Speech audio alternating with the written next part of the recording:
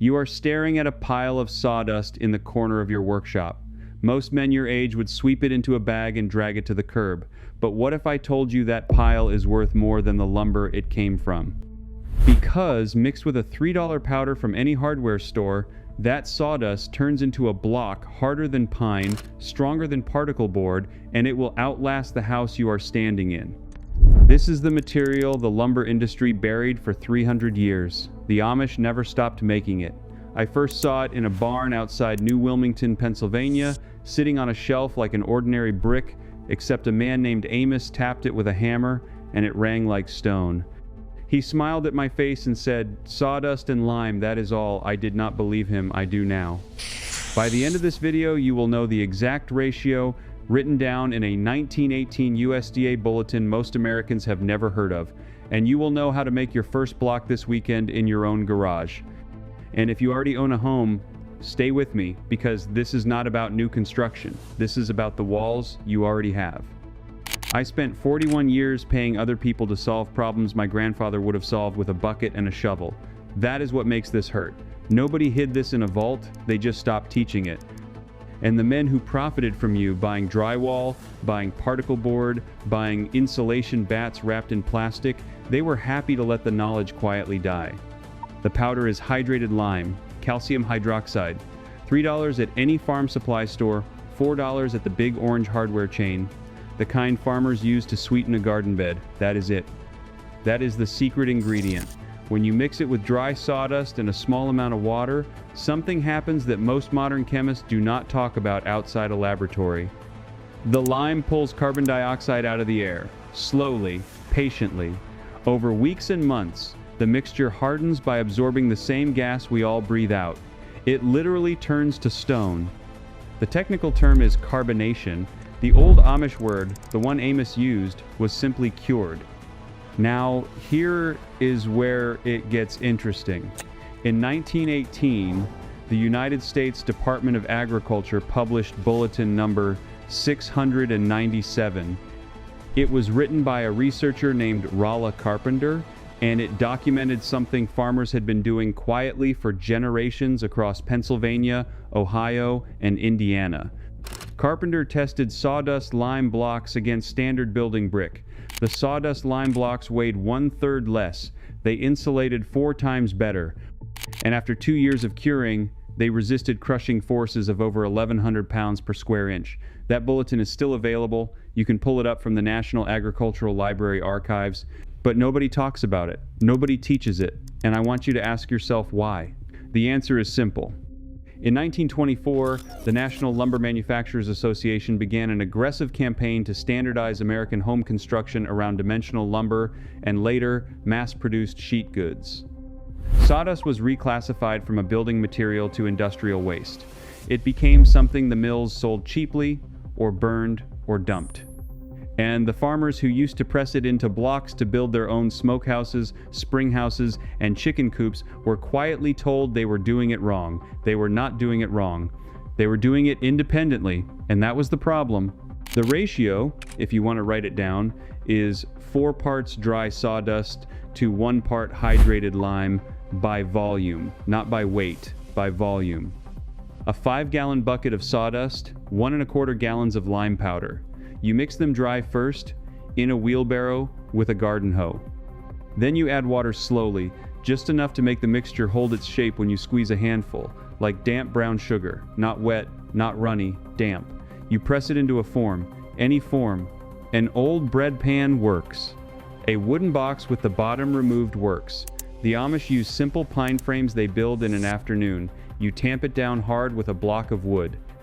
You leave it to cure in the shade out of direct sun for at least 90 days. That is the part nobody has patience for anymore. 90 days. In an age of instant everything, the men who wait 90 days own something the rest of the world cannot buy. Now, if you already own a house and you are thinking this only applies to people building from scratch, stay with me, because this next part is specifically for you. Every home built before 1980 has a basement, a crawl space, a garage, or an unfinished attic. Somewhere in that home there is a gap between studs, or a cold corner along an exterior wall, or a spot behind the water heater where the winter draft comes right through the sheathing. You do not need to tear anything down, you do not need a permit, you do not need a contractor. What you do is you mix a small batch of the sawdust-lime slurry, slightly wetter than block form, and you trowel it into those gaps like a thick paste. It hardens in place, it seals the draft. It adds insulation value roughly equal to 2 inches of fiberglass, but it will not sag, it will not rot, and mice will not touch it because the lime burns their paws. I did this in my own basement 3 winters ago. There was a spot behind the electrical panel where I could feel January air blowing through even with the panel closed. I mixed 1 gallon of sawdust, a quart of lime, and just enough water to make it spreadable. I packed it in with a putty knife. That draft has not come back. My gas bill dropped $41 the following month, and when I chip a piece off to show my neighbors, they think it is concrete. Before I show you the finale, the piece Amos wrote down for me on the back of a feed store receipt, I have to be honest with you about something. What I just described is one page from a much bigger book. The Amish families I sat with in Lancaster and Holmes County have entire systems for heating without utility bills, for keeping food cold without electricity, for keeping pests out without poison, and for pulling clean water in a drought.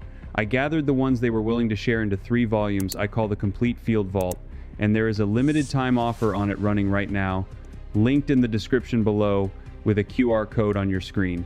I am not trying to sell you anything you cannot live without. I am telling you the rest of the archive is there, quietly waiting, the same way this sawdust technique waited for 100 years. Now, back to what they do not want you to know, because the sawdust lime block is only the beginning. The Amish figured out something else that changes everything about how these blocks perform, and it is the reason a spring house built in 1887 in Lancaster County still stands today with the original walls intact, while modern cinder block sheds crumble in 30 years. The secret is what they add to the water, not to the sawdust, not to the lime, to the water you use to mix it. And this is the piece that took me 2 years to get straight, because every family I asked gave me a slightly different answer. Some said buttermilk, some said whey from cheese making. One old woman near Berlin, Ohio, told me her mother used the water left over from boiling potatoes. What they all had in common was one thing: casein, milk protein. Or, in the case of the potato water, natural starches that behave the same way chemically. When you add roughly 1 cup of buttermilk or whey to every gallon of mixing water, the casein bonds with the calcium in the lime and forms a compound called calcium caseinate. It is the same compound used in old European frescoes that have lasted 600 years. It makes the block waterproof, it makes it stronger, it makes it last practically forever. I found the written confirmation of this in an unlikely place. It was in a 1934 Penn State Extension Circular, number 187, written for dairy farmers who had extra whey they did not know what to do with. The circular suggested using it to make on-farm building blocks. It cited compression tests showing the whey mixed blocks were 60% stronger than plain lime blocks after 1 year of curing. 60%. From a byproduct, most dairies were pouring down the drain. The circular went out of print in 1938 and was never reissued. I have a photocopy of the original sitting on my desk right now. So, here is what you do this weekend, not next month. This weekend, you go to your hardware store and you buy 1 bag of hydrated lime, the kind labeled Type S. You go to your grocery store and you buy 1 quart of buttermilk, the cheapest one. It does not need to be fancy. You go out to your workshop or your garage or your basement and you collect the sawdust you already have. Or you ask a neighbor who does woodworking and he will give you a 5-gallon bucket for free. You mix 4 parts sawdust, 1 part lime, dry. You add water blended with buttermilk, 1 cup of buttermilk per gallon of water. You press it into any form you have. You wait 90 days. And when you tap that block with a hammer at the end of 90 days, it will ring like stone, because it is stone. Stone you made from garbage and a $3 powder. The lumber industry knew about this. The cement industry knew about this. Every extension office in this country had bulletins on it, and one by one, quietly, they were pulled from circulation. Not banned, just forgotten. Left to yellow in university basements while men your age and mine paid a small fortune for materials our grandfathers would have laughed at. Amos told me something the last afternoon I spent in his workshop, and I have thought about it every day since. He said, "The world will always sell you what you can make yourself. That is the whole business.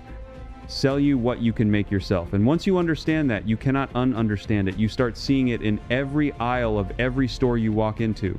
You start seeing the lifetime of small payments you made for things that were sitting in your yard the whole time. If you are the kind of man who believes that real knowledge has been quietly pushed aside to protect someone else's profit, you already know what to do next. You already feel it. You did not click this video by accident. Tell me in the comments below whether you have a bag of sawdust sitting in your shop right now, or whether you are going to go pick one up this weekend. I read every comment. I want to know how many of you are about to make your first block. And subscribe to this channel if you want to be part of the group of men who are quietly rebuilding the knowledge that got taken from us. Because the next video I am putting together is about a single Amish trick for keeping a root cellar at exactly 52 degrees year-round without a single watt of electricity, using something most people throw away every autumn. You are not going to want to miss that one. I will see you there. Before I let you go though, I want to sit here a little longer with you because there are things about this sawdust process that I have not told you yet. Things Amos only shared after I had come back to visit him a third and fourth time. Things he said he does not tell strangers because strangers turn knowledge into products and products turn into the very thing he spent his life walking away from. I asked him if I could share these details and he thought about it for a long time, chewing on a piece of hay he had pulled off a bale, and finally he said that if a man was going to sit through a whole video about sawdust, that man deserved the full picture. So here is the full picture. The first thing he wanted me to understand is that not all sawdust behaves the same way in the mixture, and the men who fail at this almost always fail because they use the wrong species without knowing it. Pine sawdust, which is what most of you have piling up under your table saw, works beautifully, but only if the resin content has had time to settle. Fresh pine, cut that same afternoon, will fight the lime for the first 3 days because the sap is still active and it wants to seal itself off from moisture instead of drinking it in. Amos told me that back in 1847, when his great-great-grandfather first started experimenting with this technique after learning it from a stonemason who had come over from the old country, they lost an entire winter's worth of blocks because they used green pine straight from the mill. The blocks looked fine for about 6 weeks. Then they started sweating in the spring, humidity, and by June they had cracked open like eggs, and the whole family had to start over. Ever since then, the rule in his workshop has been that pine sawdust rests for a minimum of 90 days in an open bin, turned once a week, before it ever meets the lime. Oak sawdust, on the other hand, is the gold standard. Amos said if you can get your hands on oak shavings from a cabinet shop or a flooring installer, you have found something better than the bag product they sell at the hardware store for $12 a cubic foot. Oak has a natural tannin content that bonds with the lime in a way pine cannot match, and the finished block comes out about 11% denser, which translates directly into better insulation and better fire resistance. He showed me a block his father had made in 1962, 62 years old at the time. I held it, and it looked like it had come off the shelf that morning. No cracks, no discoloration, no soft spots. Just the same warm, tangent-colored stone with the faint smell of a forest floor after rain. 62 years. Try that with a piece of drywall. Maple works too, but you have to grind it finer than pine or oak because maple fibers are shorter and they do not want to lock together the same way. Amos runs maple sawdust through an old hand-cranked flour mill his wife's grandmother used for cornmeal, and it comes out almost like powdered sugar, and that is when it is ready. Cherry, walnut, and hickory all work, though walnut has a warning attached to it that most people do not know about. Walnut sawdust contains a compound called juglone, which is toxic to a lot of garden plants, and while the lime neutralizes it inside the block, you do not want to be breathing that dust while you mix. Amos wears a wet bandana over his face when he handles walnut, and he keeps a bucket of water nearby to rinse the shavings before they go into the mix. That single detail, that one small precaution, is the kind of thing you will never see printed on any bag at any store, because there is no bag and there is no store. This is the knowledge that lives in workshops and dies with the men who used it if nobody writes it down, or, in this case, if nobody makes a video about it. Now, the lime itself, I mentioned earlier that the $3 powder is hydrated lime, and that is true as far as it goes, but Amos was very particular about which hydrated lime he would use and which he would not. There are two grades commonly sold in this country, Type S, which is the one you want, and Type N, which is a weaker version meant mostly for whitewashing barns and lightening soil. Type S has been processed under pressure to ensure that all of the free calcium oxide has been fully hydrated, which means it will not expand unpredictably once it is inside your block. Type N can have pockets of unhydrated material that will swell months later when moisture finally reaches them, and that is another way blocks fail. When you go to the store, you are looking for the bag that specifically says Type S, and if the clerk does not know the difference, walk to a different store. Amos said his grandfather used to drive 40 miles to a specific mason supply outside of Lancaster because the local hardware store only carried Type N and the grandfather refused to compromise. 40 miles in a buggy for a $5 bag of powder. That tells you how important the grade is. The ratio he taught me, and this is the ratio his family has used for 6 generations, is 4 parts sawdust to 1 part hydrated lime to 1 part clean water, by volume, not by weight. Some of you engineers watching this are going to want to do it by weight because that is how you were trained, and you will find recipes online that give you weight ratios, but Amos insisted that volume is the traditional method because volume accounts for the moisture already in the sawdust, which weight measurements miss. If your sawdust is a little damp from sitting in a humid shop, the volume stays the same but the weight goes up, and if you follow a weight recipe, you will end up short on water and your block will crumble. Volume is forgiving. Volume is what the old men used. Volume is what works. You mix the sawdust and the lime together first, dry, in a wheelbarrow or a large plastic tote, and you stir it with a hoe or a garden rake until the color is completely uniform, which usually takes about 4 minutes of steady work. If you can still see streaks of white lime or pockets of brown sawdust, keep going. Once it looks like a single blended material, you add the water slowly, a quart at a time, mixing between each addition. The final consistency should be like thick oatmeal, wet enough to hold together when you squeeze a handful, but not so wet that water runs out between your fingers. Amos calls this the fist test, and he said if you can teach a 10-year-old to pass the fist test, that child can make blocks for the rest of his life. Now here is where a lot of people get impatient and ruin everything. Once the mixture is at the right consistency, you have to pack it into your molds immediately, and you have to pack it hard, not gently, not with a light tap.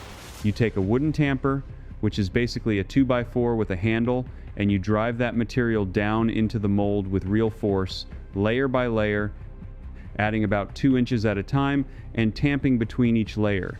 This drives out the air pockets that would otherwise become weak points in the finished block. Amos said his father used to make him tamp each layer 30 times, counting out loud, and if he lost count, he had to start over. 30 times per layer, 6 layers per block, 180 tamps. That is why old Amish men have forearms like fence posts even at 70 years old. The molds themselves can be anything you want. Amos uses simple wooden forms he built out of scrap lumber, dimensioned to make blocks 8 inches by 8 inches by 16 inches, which is the standard concrete block size, so his sawdust blocks can be used interchangeably with regular masonry in any building project. The insides of the molds are lined with a light coating of used motor oil, or in his case, linseed oil, so the blocks release cleanly after curing. He has 32 of these molds stacked in a corner of his workshop, and on a good production day, working alone, he can fill all 32 before lunch. That is 32 blocks a day. 11,000 blocks a year if he wanted to push it, though he only makes what he needs plus a small surplus to sell to neighbors. The blocks stay in the molds for exactly 48 hours in a covered space, away from direct sunlight, because sunlight will dry the outside too fast and cause surface cracks. After 48 hours, you tap the molds and the blocks slide out looking like pale brown loaves of bread. But they are not done, not even close. Those blocks then have to cure for a minimum of 28 days in open air, stacked with spacers between them so air can circulate on all sides. During this curing period, the calcium hydroxide in the lime is slowly absorbing carbon dioxide from the atmosphere and converting into calcium carbonate, which is limestone. That is the actual chemical process. Your sawdust is being encased in limestone that is forming right there in your workshop out of nothing but the air itself. 2,000 years ago, the Romans discovered this exact reaction and used it to build the Pantheon, whose concrete dome is still standing today with no rebar and no modern additives, only lime and volcanic ash and time. What Amos is doing in his workshop in Pennsylvania is the same chemistry the Romans used, adapted for wood instead of stone aggregate, and it has been sitting in plain sight for 20 centuries. I asked Amos why more people do not know about this, and he gave me an answer I have been turning over in my head ever since. He said that when a technology is simple, and the materials are cheap, and the process can be done by any man in his own yard, there is no company that can build a business around it. And when there is no business, there is no advertising, and when there is no advertising, there is no reason for anyone to hear about it. The knowledge does not disappear because it is being actively hidden by some shadowy cartel in a smoke-filled room, although the lumber industry certainly did not do anything to promote it either. The knowledge disappears because our whole culture has been trained to only pay attention to things that are being sold to us, and this cannot be sold to us because we already own everything it takes to make it. The lime is $3, the sawdust is free, the water comes out of the tap. There is no product here. There is only capability, and capability does not have a marketing budget. He also told me something that surprised me, which is that during the Great Depression, when concrete was too expensive for a lot of rural families, there was a brief window between about 1931 and 1938 when this technique had a small revival across parts of Appalachia and the upper Midwest. The federal government's own Agricultural Extension Service, believe it or not, published a pamphlet in 1934 recommending sawdust-lime blocks for chicken coops, root cellars, and small outbuildings. The pamphlet was distributed through county fairs and rural mail routes, and thousands of families built with these blocks during those hard years. Then the war came, the economy recovered, the construction industry professionalized, building codes tightened, and by 1952 the pamphlet had been pulled from circulation and the technique was quietly dropped from the extension curriculum. Amos actually has an original copy of that 1934 pamphlet, yellowed and brittle, kept in a wooden box on a shelf in his workshop. He let me photograph it, and I can tell you the recipe printed in that pamphlet is almost word for word the recipe his family has been using since the 1840s. The government knew, they told people, and then they stopped telling people, and within 2 generations everybody forgot. I want to talk about the money for a minute, because I think some of you need to hear this in concrete terms. If you were to build a 12-foot by 16-foot workshop using conventional materials right now in 2024, buying everything at retail, you are looking at somewhere between $11,000 and $14,000 for lumber, sheathing, insulation, siding, and drywall. Amos built the exact same size building using sawdust blocks for the walls, and his total material cost was $342. That included the lime, some cement he used for the mortar between blocks, a few sheets of tin for the roof, and the hinges and hardware for the door. $342 for a building that will still be standing when my great-grandchildren are old, that never needs paint, that resists fire, that laughs at termites, and that maintains a nearly constant interior temperature because the sawdust core inside the limestone shell has an insulation value comparable to 12 inches of fiberglass. $342. Do the math on what that means over the course of a life. Over the course of a family, now some of you are thinking about building codes, and you are right to think about it, because I do not want to send anybody off to get into trouble with an inspector. The reality is that in most rural counties, outbuildings under a certain square footage, usually 120 or 200 square feet depending on the jurisdiction, do not require permits or inspections. That covers most workshops, chicken coops, garden sheds, and small barns. For anything larger, you will need to check your local code, And in some progressive counties, there are actually pathways for alternative building materials through what is called an engineered stamp, where a licensed structural engineer certifies that your specific material meets the load requirements of the code. It costs a few $100s for the stamp, but for a real building, it is worth it. There is also a growing movement called the natural building movement, and organizations like the Cobb Research Institute and various straw bale associations have been quietly working with code officials for 2 decades to open up more pathways for these traditional materials. The doors are opening slowly, and the more of us who build with these methods and document our results, the faster those doors will open. There is one more thing Amos told me that I have to share with you, because it changed how I think about all of this. He said that his grandfather, who lived to be 94 years old, used to tell him that the true purpose of learning these old skills is not the money you save or the buildings you make. The true purpose is what happens inside a man when he realizes he is not dependent. When you know how to turn sawdust into stone, when you know how to keep food cold without electricity, when you know how to raise chickens and butcher a hog and stitch a wound and read the weather from the shape of the clouds, something changes in the way you walk through the world. You stop being afraid of shortages. You stop being afraid of price hikes. You stop being afraid of the news. Because you know, deep in your bones, that if it all fell apart tomorrow, you would still be able to feed your family and shelter them and keep them warm. That kind of quiet confidence is the real inheritance the old men are trying to pass down to us, and every one of these skills is a piece of it. I'm going to give you a short list of the exact things you need to get started this weekend, so you are not left wondering. You need one 50-pound bag of Type S hydrated lime, which will cost you between $3 and $7 depending on where you live. You need access to sawdust, which you can get for free from any cabinet shop, flooring installer, sawmill, or by running your own scrap lumber through a table saw with a dust collector. You need a wheelbarrow or a large plastic tote for mixing. You need a garden hoe or a rake. You need a 2x4 cut to about 18 inches with a handle screwed on top for a tamper. You need molds, which you can build out of any scrap lumber in about 20 minutes. You need a dust mask, because breathing lime dust is not good for your lungs. You need gloves, because lime is caustic and it will dry out your skin badly if you handle it barehanded. And you need patience, because the 28-day cure is not negotiable, and any man who tries to rush it will end up with blocks that fail. Start with a single block. Do not try to build a whole workshop your first weekend. Make one block, set it aside, wait the 28 days, and then test it. Drop it from waist height onto concrete, set it in a pan of water for a week and see what happens. Hit it with a hammer, try to break it in half.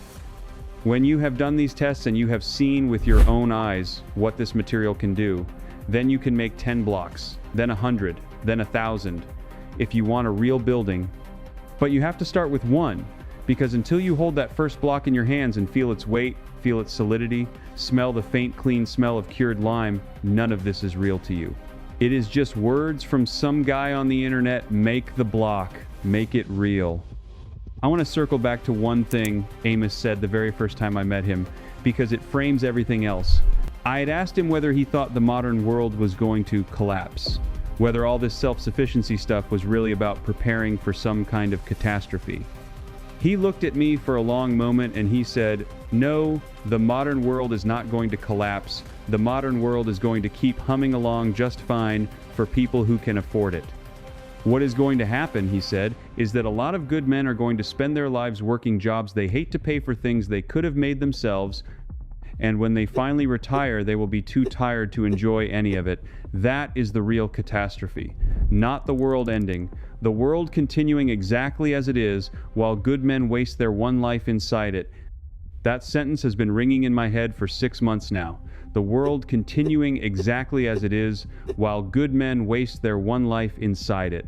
If that sentence lands for you the way it landed for me, then you already know why I made this video. You already know why I'm asking you to try this, to make the first block, to take back one small piece of what has been quietly taken from you over the course of your life. It is not about the sawdust. It is not really even about the money. It is about waking up and realizing you can do more than you have been told you can do, and once you wake up on one thing, you start waking up on everything. So go find your bag of lime this weekend, go collect your sawdust, build your first mold out of scrap, mix your first batch, tamp it hard, layer by layer, 30 times per layer, the way Amos's father taught him. Set it aside in a cool, dry corner of your shop and put a note on the calendar for 28 days from now. When that day comes, you unwrap that block and you hold it in your hands, and you will understand things about yourself and about the world that no video and no article and no book can teach you. You will have crossed a line, you will be on the other side of something, and you will not be able to go back. Leave me a comment below and tell me what species of sawdust you have access to, because I want to build a map of what men across the country are working with, and I will do follow-up videos on any species that gets requested enough. Tell me what you plan to build first. Tell me if you have an old-timer in your family who used to talk about this stuff and you brushed him off at the time and now you wish you had listened. I read every single comment and I write back to as many as I can. This channel is not a broadcast, it is a conversation, and I want to hear from you. Subscribe if you have not already, because I have 3 more videos coming in the next 6 weeks, and each one is going to be about a specific skill that has been quietly erased from common knowledge in the last 100 years. The root cellar video I mentioned is next, and after that I am doing one on how the Amish preserve meat without refrigeration for up to 18 months using nothing but salt, smoke, and a technique that goes back to the 1700s. And after that, I am doing a video on a specific type of hand-dug well that a man can complete in a weekend using tools that cost less than $60 in almost any soil type east of the Mississippi. These are not theoretical. These are documented, working, tested methods that real men are using right now quietly in workshops and homesteads and back 40 acres all across this country. And I am going to put every one of them on this channel until there is a library of knowledge that any man can walk into and take what he needs.